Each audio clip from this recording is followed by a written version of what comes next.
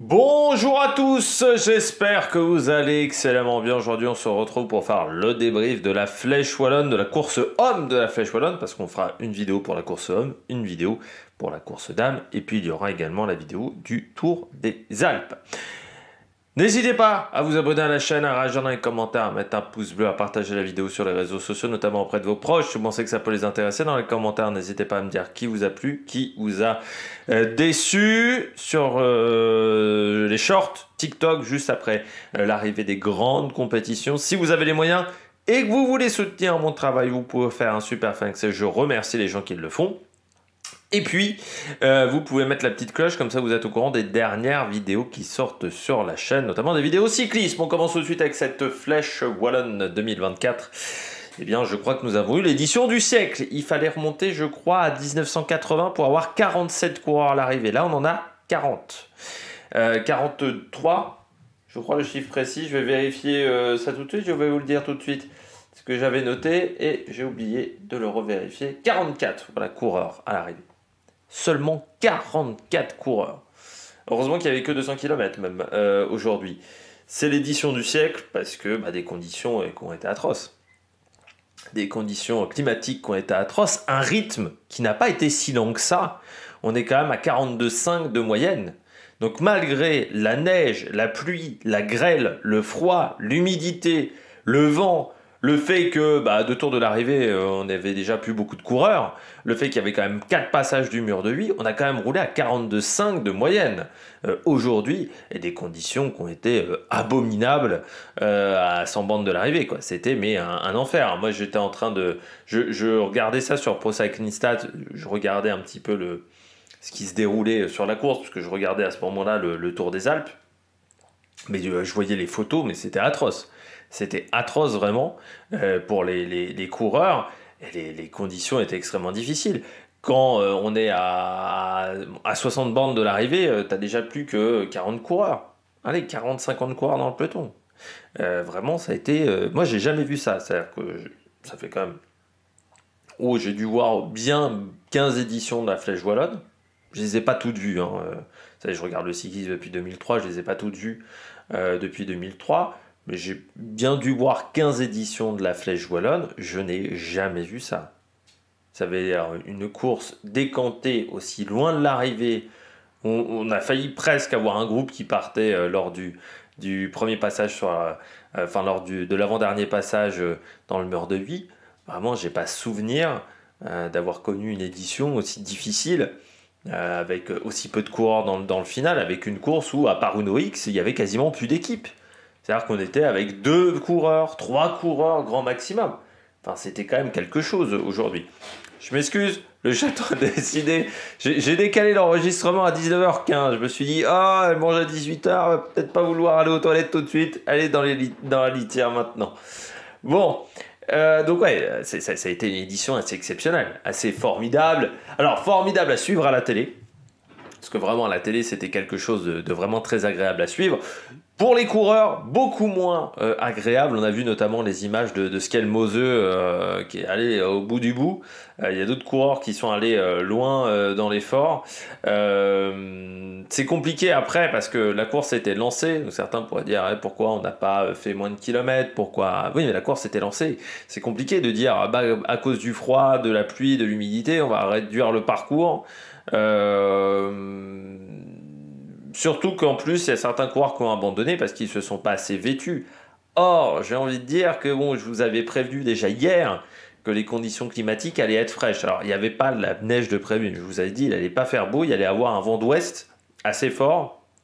Puis je vous avais prévenu de pluie et de conditions, j'avais dit je crois 7-8 degrés, bon ça a été un petit peu moins, ça veut dire déjà il faisait pas chaud, donc il fallait s'équiper en conséquence, il fallait vraiment bien se vêtir. Puis après, encore une fois, on est sur un sport d'extérieur, donc le sport d'extérieur dit que les conditions climatiques peuvent avoir un impact sur la course.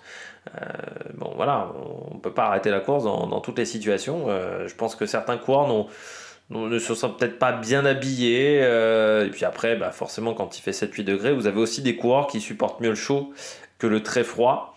Alors après, Skelmose est danois, donc normalement, au Danemark, il fait pas toujours très beau, il fait pas toujours très chaud, il y a souvent du vent au Danemark. Mais bon, peut-être que voilà, le fait de s'être entraîné en Espagne, peut-être qu'il revenait d'entraînement à l'Espagne ou en Italie où il faisait plutôt beau, et ça a été très compliqué pour Skelmose. Il y a d'autres coureurs aussi qui ont souffert, mais c'est vraiment les images de Skelmose étaient assez importantes. Faudra voir même les conséquences pour certains coureurs. Je suis pas sûr que tous les coureurs qui ont abandonné, parfois en hypothermie, participent à Liège-Bastogne-Liège. Parce que quand vous avez fini dans un état d'épuisement très avancé, Liège-Bastogne-Liège, certes on va me dire il y a encore 3 jours, hein. Oui, mais bon, 3 jours pour se refaire la cerise, c'est pas tant que ça. Donc il faudra voir s'il n'y a pas des coureurs qui tombent malades aussi dans ces 3 jours. Donc ça va peut-être pas être si facile que ça sur Liège. Et forcément, les coureurs qui n'ont pas été sur cette course-là, ils auront plus de fraîcheur physique. Et sur une course comme Liège, où on est sur du 250 km, où on est sur un monument, ça peut avoir son importance. Donc on a eu une belle course avec, pour moi, l'avènement d'un grand coureur. Qui est Stephen Williams. Je vous avais dit, lors de ma présentation, moi je misais plutôt sur Dylan Teuns que sur Stephen Williams. Mais aujourd'hui, il a été exceptionnel, Stephen Williams. Hein, j'ai rarement vu ça. Il était fort, il a gagné avec la manière en plus. Donc très très belle performance. Et puis on peut saluer le beau résultat d'ensemble des Français. Je suis pas le mec qui fait mon chauvinisme, je fais pas du chauvinisme à tout va. Vous savez que quand les coureurs français sont pas performants, je le dis, mais quand ils sont présents, encore une fois sur une course aujourd'hui qui a été difficile, qui a été rapide, on s'aperçoit que dans le top 20 on a quand même 8 Français, un truc comme ça. Donc 1, 2, 3, 4, 5, 6, 7, 8, 9 Français dans le top 20. Qu'on a eu des coureurs qui ont été acteurs aussi de cette course. Je pense à Bruno Armirail qui a beaucoup roulé. Donc c'est vraiment bien. Avec les équipes françaises aussi représentées. Decathlon AG2R, Arkea, vous avez Groupama, vous avez Cofidis même dans le top 10. Donc c'est Total Energy qui est dans le top 15 avec Jordan Jegat qui continue, qui fait une bonne saison, Jordan Jegat. Vraiment très bien de la part du coureur de Total Energy, parce que j'en parle pas plus tard, donc je vous le dis maintenant. Mais je trouve que la performance d'ensemble des Français a été très bonne, et surtout on a des jeunes coureurs. Je pense à Vauquelin, je pense à Romain Grégoire, Jegat, c'est pas très vieux non plus, Axel Laurence, c'est des coureurs qui ont moins de 25 ans et qui sur une course aussi dure que celle qu'on a eue aujourd'hui, ont très très bien résisté. Donc il y a un futur très prometteur pour les Français sur les classiques ardennaises, ça c'est clair et net, un petit peu sur les Flandriennes aussi, parce que quand on voit Axel Laurence c'est pas mal. Donc il y a vraiment un futur très très prometteur de ce côté-là, du côté des Français, donc je voulais le dire. On en a déjà parlé un petit peu sur l'Amstel, mais là aujourd'hui ça s'est vraiment bien passé du côté des Français qui ont montré une belle résistance. Et puis quand on voit Ayuso, il est plus là dans le final. C'est-à-dire quand on regarde les autres jeunes des autres nations, j'ai envie de dire, Ayuso il est plus là, Finn Fisher Black il est plus là, qui on a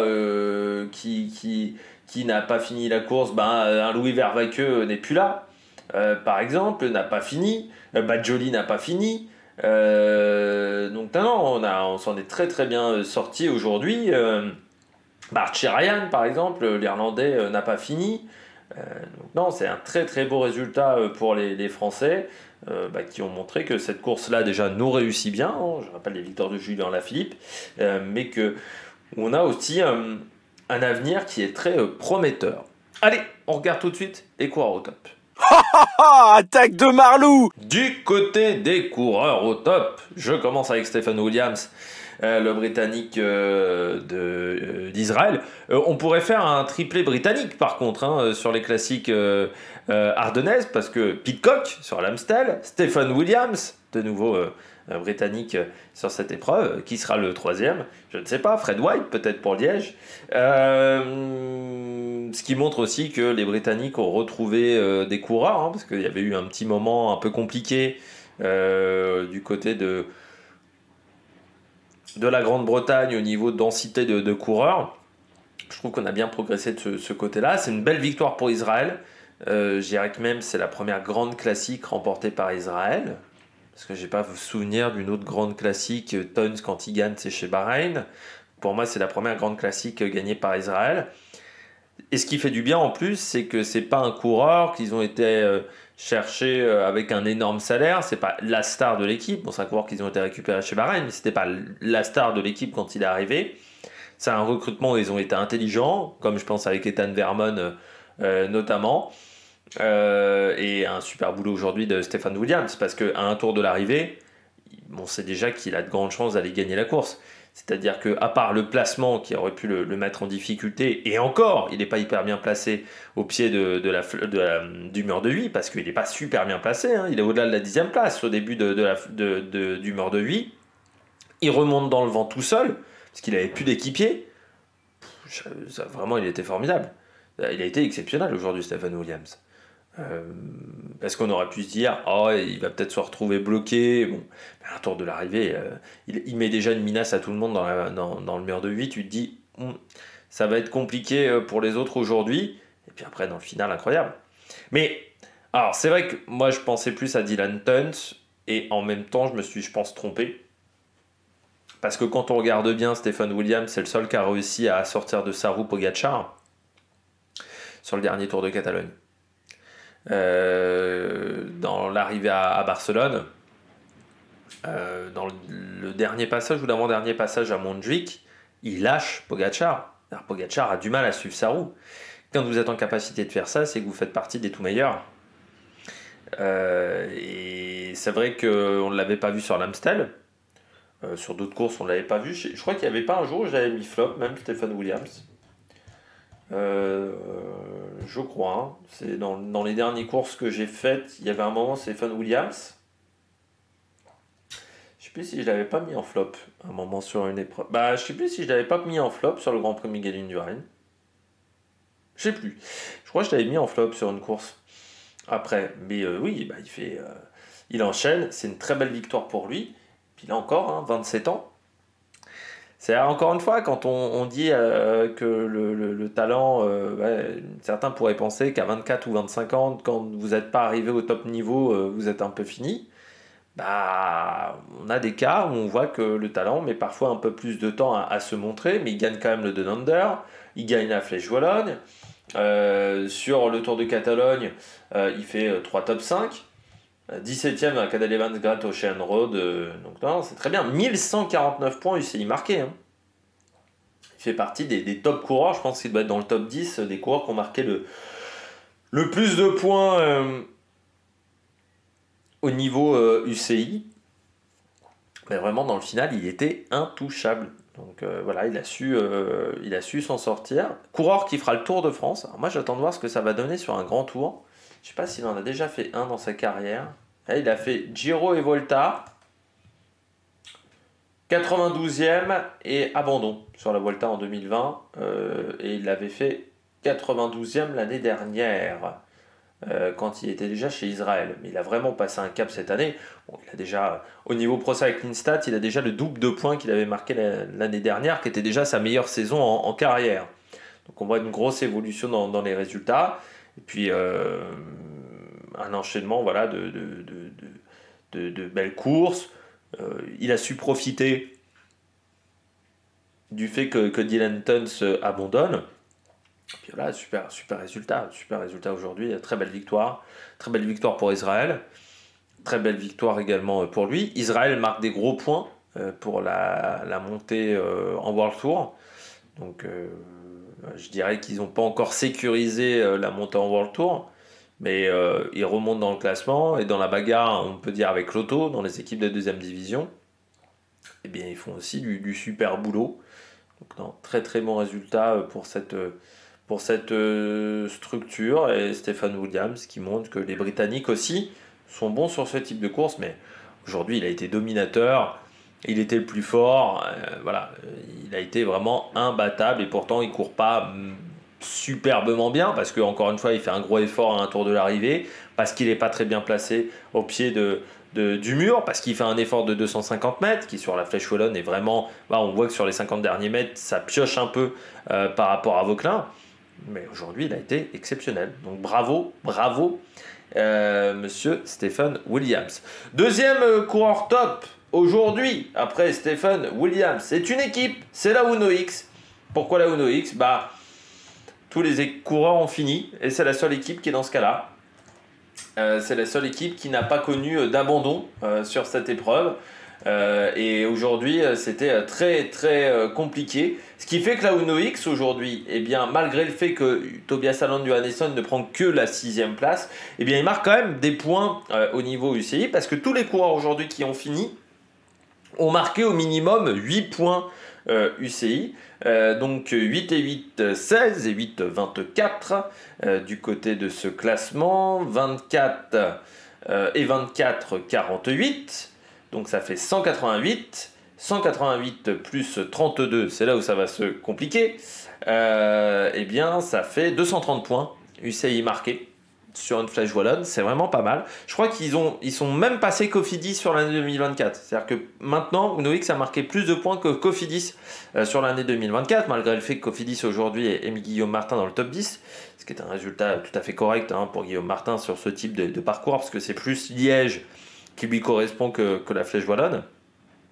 Mais voilà, je voulais saluer la belle performance de la Uno X, réussir à avoir tous ces coureurs qui finissent, même les équipiers, et un Martin Jørgenstad fini à 7 minutes. C'est-à-dire que déjà les mecs de tête, ils ont souffert, mais alors quand tu finis 7 minutes derrière, où tu sais que tu vas pas jouer grand-chose au niveau du classement général, c'est vraiment pas évident, surtout qu'il n'y a pas eu de gros peloton. C'est-à-dire que derrière, c'était lâché en grappe.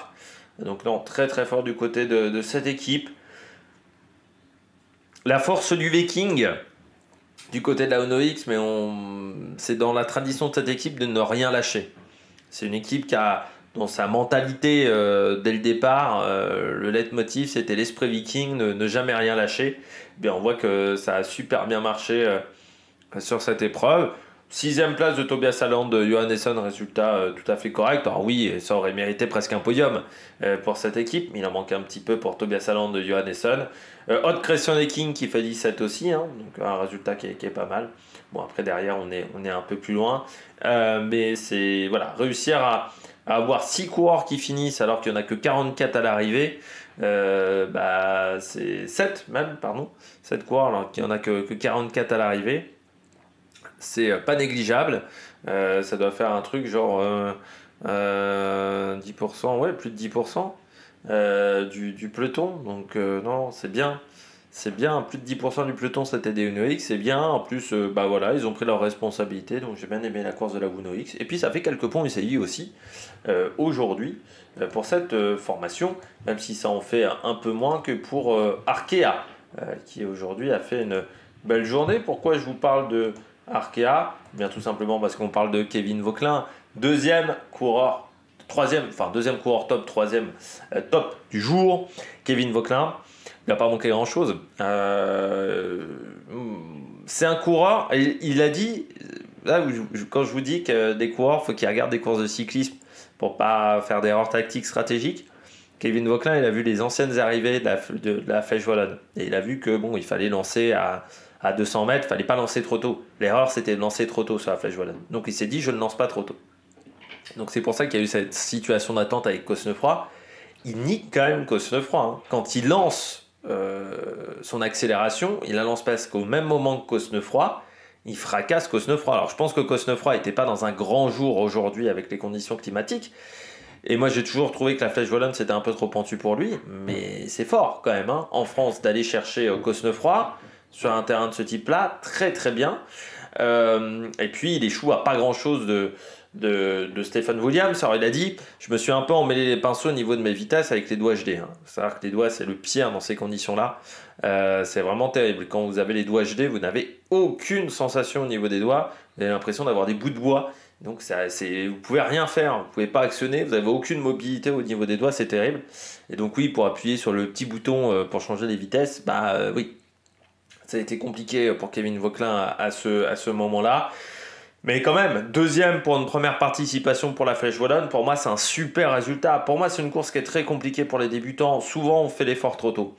Je l'ai vu encore une fois sur les précédentes éditions. À part Vlasov, qui avait réussi à faire pareil. Je crois que Vlasov avait fait podium. Et Landa, je crois, avait fait podium aussi. Je crois, en première participation. Mais c'est une course où c'est très compliqué. On a souvent envie de lancer très tôt. Et on oublie qu'il y a énormément de pentes. Parce qu'on manque de lucidité, vu que l'effort est quand même très difficile. Et c'est vrai que c'est fort ce qu'a fait Kevin Vauquelin aujourd'hui. Et puis c'est fort pour Arkea, parce qu'ils ont deux coureurs qui terminent. 320 points pour Kevin Vauquelin, 56 pour Clément Champoussin. Ça fait 376 points en tout. Autant vous dire que c'est plutôt une très très bonne journée pour cette formation. C'est quasiment une victoire. Et puis c'est la deuxième classique World Tour où ils font podium. Et oui, après Mozzato sur le Tour des Flandres, Vauquelin sur cette course-là. Donc c'est une belle série. Alors ça performe bien voilà, en ce moment. Chez Arkea, si on rajoute Evan Costiu aussi sur le région Pays de la Loire Tour, à part Arnaud Desmar, qui pour l'instant n'a pas encore mis son nez à la fenêtre au niveau des résultats, sinon ça se passe très très bien. Et ça veut dire que ce qui va être intéressant aussi, c'est qu'on remonte au niveau du classement UCI, parce qu'ils n'avaient pas tant de points de retard que ça par rapport à DSM, par rapport à Cofidis. Donc ils vont remonter par rapport à ces structures-là, je pense. Et surtout, ça va peut-être enlever de la pression sur Arnaud Desmar en se disant, il y a d'autres coureurs qui peuvent obtenir les résultats, donc on compte pas que sur moi. Et j'avais dit, c'est peut-être quand il est arrivé, Arnaud Desmar, on aurait pu se dire, c'est la seule tête d'affiche de cette structure. Et tu vois que Vauquelin commence à arriver en progression. Ewen Costiu, c'est pas mal aussi. Tu as plein de coureurs qui commencent à arriver un petit peu à maturité dans cette structure. Et les résultats commencent à arriver. Alors je pense qu'ils sont un petit peu en sur-régime en ce moment. Donc il faut voir si ensuite ça va pas se dégrader au niveau des résultats, mais je trouve ça très très bien. Et non, c'est bien ce que fait Arkea. Je sais pas qui ils ont décidé d'emmener sur le prochain Giro. Je sais pas si ça va m'indiquer. Sur le Giro, oui, pour l'instant ils n'ont pas annoncé encore, mais ça va être intéressant de voir ce que ça va donner sur cette course-là, parce que les résultats sont très très bons. Et puis sur Liège, on va revoir encore Vauquelin, Champoussin. Et c'est bien pour Clément Champoussin aussi, parce que les résultats sont pas forcément fantastiques pour le moment, et là c'est très bien. Ah bah tiens, je viens de voir sur Pro Cycling Stats, ils ont fait un petit changement au niveau des annotations. Ça marque maintenant, quand vous allez dans l'onglet équipe, ça marque les coureurs qui sont absents, qui sont pas disponibles. Il y a un petit out à côté, ça c'est pas mal. Ça permet de savoir les blessures. Là je vois par exemple Elie Gébert, qui a un problème d'artère iliaque. Qui est se retrouve absent. Ça c'est bien ça. Voilà. Ce type d'information, c'est toujours intéressant. C'est vrai que parfois on avait du mal à savoir quel coureur était absent, quel coureur était présent. Là ça sera beaucoup plus facile. Voilà, si vous allez sur Pro Cycling Stats. Je termine avec dernier coureur, c'est Romain Grégoire. Madois, je trouve, a fait un peu d'efforts inutiles. Notamment à 2 tours de l'arrivée, il fait un gros effort à 60 bornes. Je suis pas sûr que c'était peut-être l'endroit pour le faire. Je pense qu'il manque un peu d'énergie sur la fin. Mais Romain Grégoire, première participation également sur cette course. Aussi un bon résultat, 7ème. 7ème aujourd'hui, Romain Grégoire. Moi j'avais peur de la pente. On me l'avait posé la question dans les commentaires, je crois que j'avais pas répondu. J'avais oublié de répondre. Parce que ce matin j'ai eu des choses à faire. Et du côté de Romain Grégoire, moi j'avais un peu peur du pourcentage aussi. Parce que je l'avais vu performer sur le Tour du Limousin, mais le Tour du Limousin c'est 8-9%. C'est du 20% sur certaines zones. Donc c'est vrai que je me disais, on va voir ce que ça va donner du côté de Romain Grégoire. Il a encore passé tranquillement l'examen de passage avec un top 10, et pourtant les conditions étaient compliquées. Et moi ce que j'ai bien aimé avec Romain Grégoire aujourd'hui, c'est qu'il n'avait pas des bonnes jambes. Il n'avait pas des bonnes jambes, il est lâché à plusieurs reprises. Il s'est battu à chaque fois pour revenir dans le peloton. Et parfois, il s'est battu longtemps, parce qu'à un tour de l'arrivée, il a mis une bonne dizaine de minutes avant de re-rentrer dans le peloton. À plus d'un tour de l'arrivée, à 2 tours de l'arrivée. Il met du temps à revenir. Il met beaucoup de temps à revenir dans le peloton. Et là, je me suis dit, c'est poussif, les jambes sont pas bonnes, tu sens que c'est compliqué. Et après, derrière, putain, il arrive à te claquer une 7e place aujourd'hui, alors qu'il était pas bien dans les différentes montées. Donc ça montre que déjà, c'est un coureur qui n'a pas peur de la difficulté. Voilà, parce qu'aujourd'hui, il y avait du kilométrage, c'est-à-dire que c'était quand même une journée compliquée. Ça roulait vite, il y avait du froid, du vent, de la pluie, donc il a bien résisté. Puis surtout, ce que j'ai bien aimé du côté de Romain Grégoire, c'est qu'il s'est battu. Ça n'a pas été une course facile, c'était pas une course où il était favori, c'était pas une course où c'était du tout cuit, et il s'est battu, Romain Grégoire, comme il s'était battu l'année dernière sur l'Estradé, aussi, où sur la fin de course, il était cuit, cramasse, et il avait tout fait pour rester dans le top 10. Et bien là, pareil, aujourd'hui, et moi, j'ai vraiment bien aimé sa course. Il est battu par Tobias Allan Johannesson, mais Allan Johannesson, déjà vainqueur du Tour de l'Avenir, et puis il a un peu plus d'expérience que lui au niveau professionnel. Vauquelin, c'est Vauquelin qui est à peu près du même âge. Je crois que Vauquelin a un an de plus aussi. Donc non, c'est un très très bon résultat qu'a fait Romain Grégoire. Il est battu quand même par des top coureurs. Williams, Vauquelin, Van Gils, qui a encore été bon aujourd'hui, mais qui n'était pas hyper bien placé non plus à l'entrée du mur de Huy. Cosnefroy, Buitrago, qui était bon aujourd'hui du côté de la Bahreïn, Johannesson. Voilà, il est battu que par des très très bons coureurs, donc ça c'est très très bien. Il est devant Dorian Godon, qui est pas mal sur ce type de parcours, devant Tige Benoît aussi. Donc non, c'est une très très belle journée pour Romain Grégoire. Puis ça marque des points pour Groupama, parce qu'encore une fois, du côté de Valentin Madouas, je trouve qu'au niveau tactique, on a fait des erreurs. Mais là, aujourd'hui, ça s'est bien passé du côté de Romain Grégoire. En Madouas, quand même, bon, certes, il a fait des erreurs, mais il finit quand même devant notamment Quinton Hermans, devant Van Wilder, devant Formolo aussi. Donc, mais voilà, il aurait pu, peut-être en économisant un petit peu d'énergie, il aurait peut-être pu rentrer dans le top 10 aujourd'hui. Allez, on regarde tout de suite les bonnets d'âne. Les bonnets d'âne de cette journée, je commence avec le gros bonnet d'âne du jour. Pour moi, c'est UAE. C'est UAE parce qu'ils sont passés pour des cons aujourd'hui. Enfin, ouais, ça a été terrible. On aurait dit une maison d'influenceurs qui prend l'eau, dis donc. Du côté de Dubaï, ils ont vraiment pris l'eau. Mais quelle idée à la con quand même de se dire, on connaît les conditions climatiques qui étaient prévues sur cette journée, et je pense que surtout dans les équipes, moi j'avais regardé la chaîne météo, je pense qu'eux ils avaient des informations beaucoup plus fiables que moi.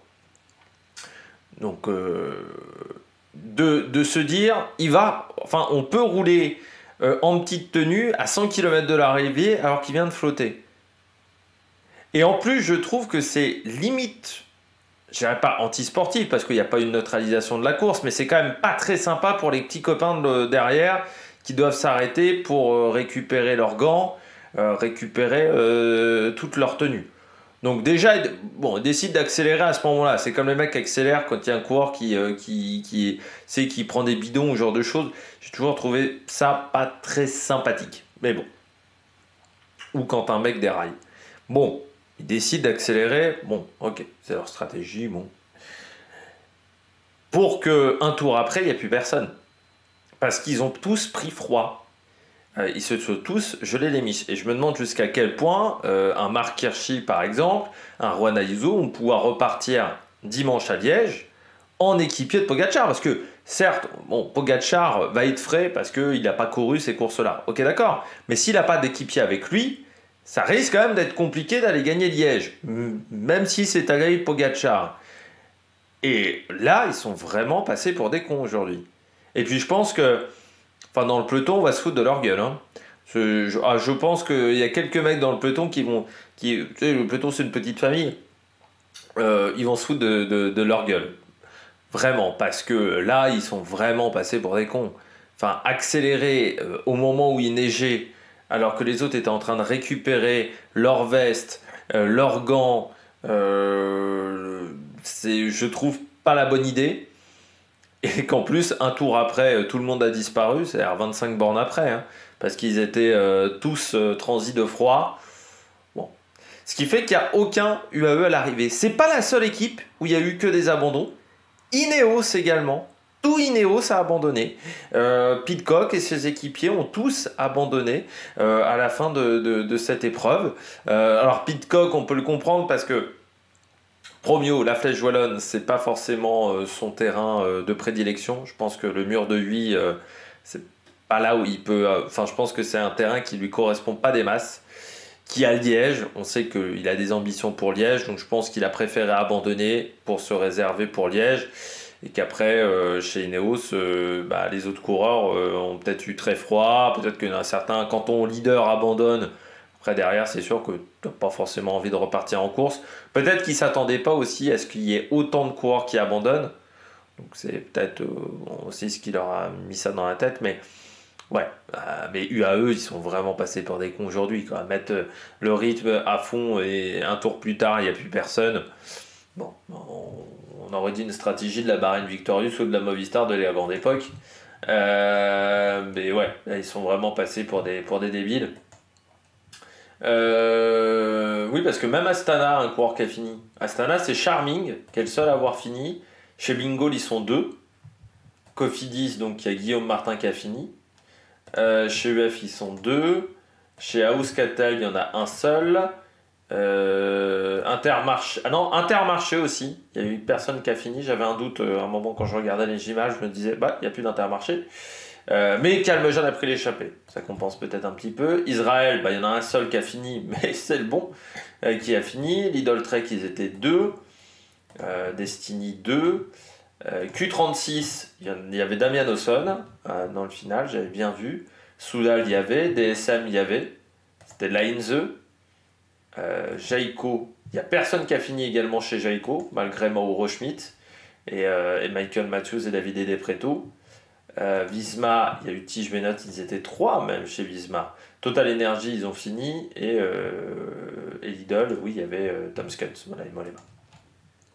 Mais bon, vraiment, du côté de UAE, là, ça a été un petit peu ridicule leur manière de courir dans le final. Je trouve, ouais, non, j'ai pas vraiment apprécié cette stratégie-là. Deuxième flop, Carapaz. C'est dommage parce qu'on a vraiment roulé pour lui. Je pense notamment Ben Eddy, qui a roulé extrêmement fort dans le final. Vraiment pour faire le job pour Carapaz. Sauf que Carapaz, il est bien placé au début du mur de Huy. Et puis quand il a fallu accélérer à partir de 400 mètres, c'est-à-dire après le virage Riquelion, il a disparu.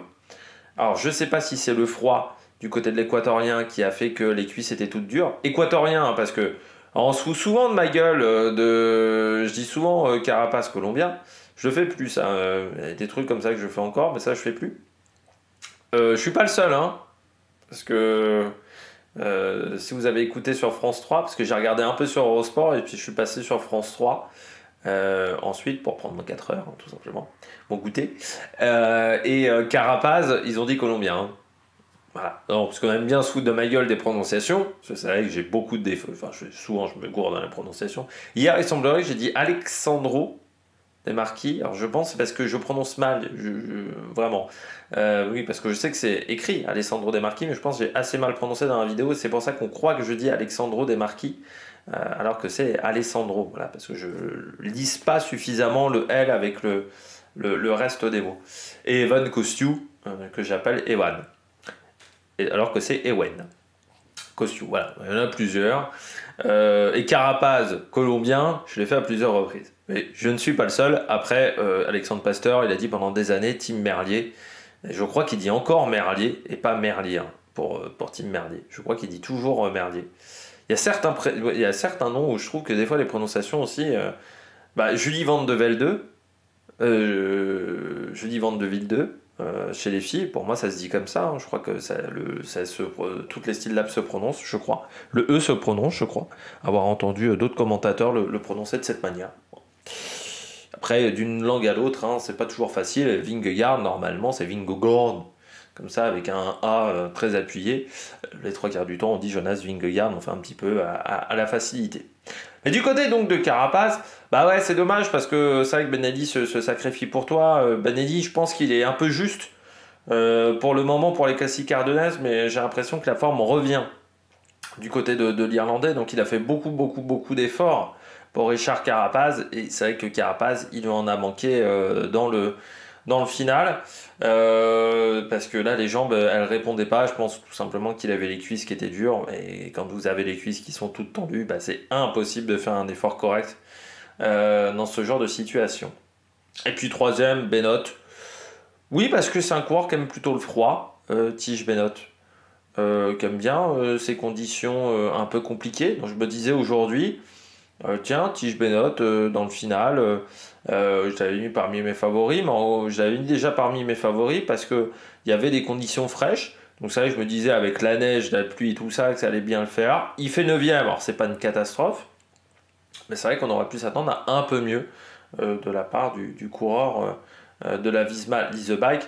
Mais je voudrais signifier quand même que certes, je mets ces coureurs-là en bonnet d'âne, mais que je salue quand même le fait que je salue la performance des 44 coureurs qui ont fini cette course, parce que c'était vraiment, je pense, pas une partie de plaisir dans le peloton, et ça a dû être vraiment pas évident pour beaucoup de coureurs de terminer avec la pluie, avec le froid. Donc je salue la performance de tous ces coureurs. Eh bien, j'espère que vous avez aimé cette vidéo. Si vous avez aimé cette vidéo, n'hésitez pas à vous abonner à la chaîne, à réagir dans les commentaires, à mettre un pouce bleu. Et puis nous, on se retrouve pour de nouvelles aventures sur la Mec Production. Ciao, ciao!